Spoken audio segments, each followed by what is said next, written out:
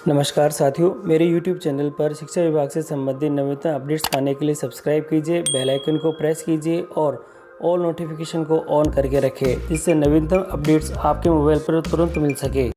कक्षा 5 और 8वीं के जो प्रवेश पत्र हैं वे शाला दर्पण पर अपलोड हो चुके हैं और हमें इस बार नए प्रोसेस से शाला दर्पण से इन्हें डाउनलोड करना होगा। और इस बार इस नई प्रक्रिया से जो डाउनलोड का प्रोसीजर है वह क्या है, इस की पूरी जानकारी आज की इस वीडियो के अंदर मैं आपको दूंगा। तो आप वीडियो को शुरू से अंत तक जरूर देखें और यदि आप हमारे चैनल पर नए हैं तो हमारे चैनल को सब्सक्राइब करके रखें, जिससे कि इस प्रकार के नवीनतम अपडेट से आप हमेशा अप टू डेट रहें।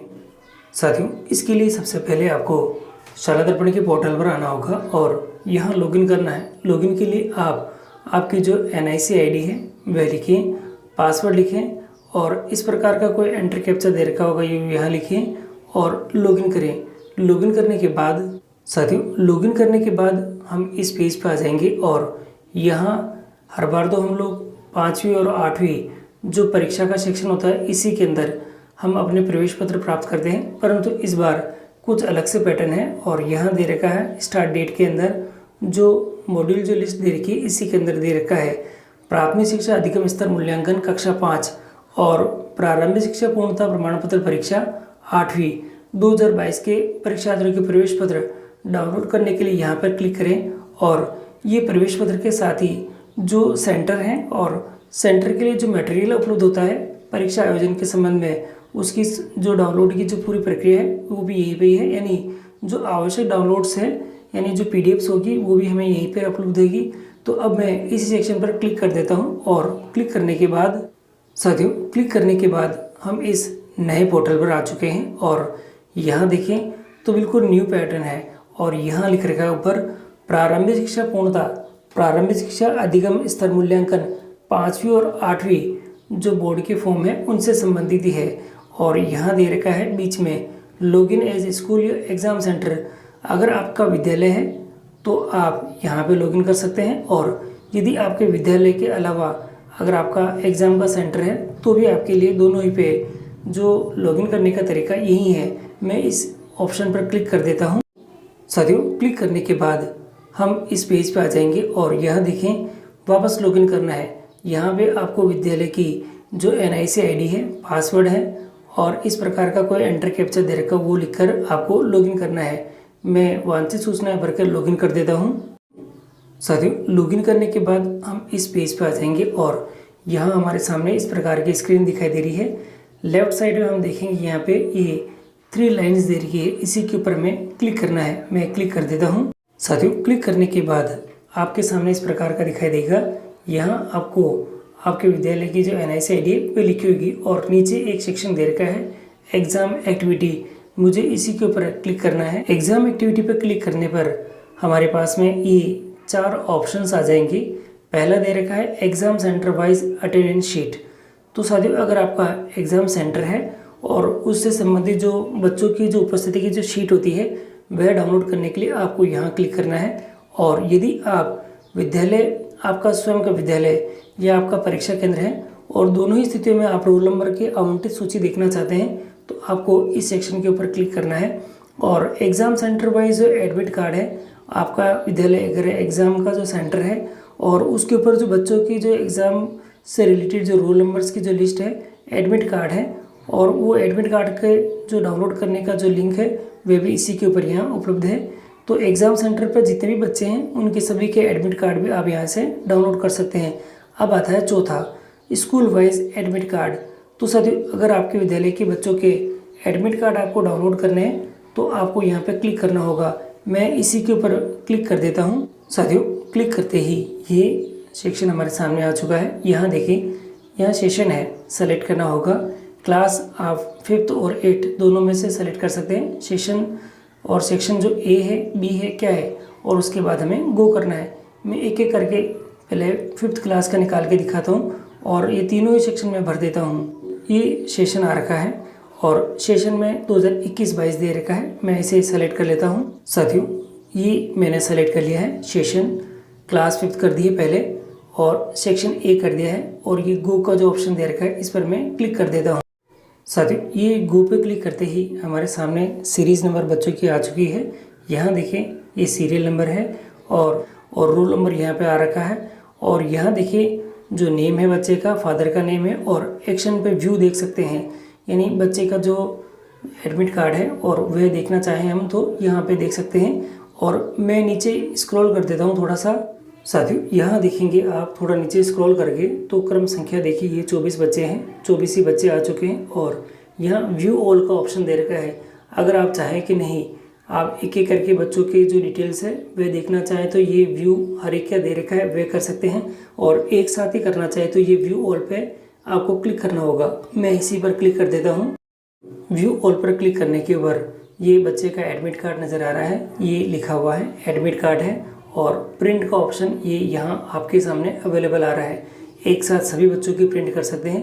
मैं नीचे स्क्रॉल कर देता हूँ और स्क्रॉल करने के बाद साथियों इसी के साथ ही ये देखिएगा प्रवेश जो परीक्षा का कार्यक्रम है ये भी है और जो महत्वपूर्ण अनुदेश है ये भी दे रखे हैं। साथियों इस प्रकार आप प्रत्येक बच्चे की जो डिटेल्स है वे देख सकते हैं। और प्रिंट के लिए मैंने ऊपर बता ही दिया, प्रिंट का ऑप्शन आ रहा है, वहाँ से इसे प्रिंट कर सकते हैं। साथियों अब मैं वापस बैक आ चुका हूँ और यहाँ आने के बाद सेशन वही है।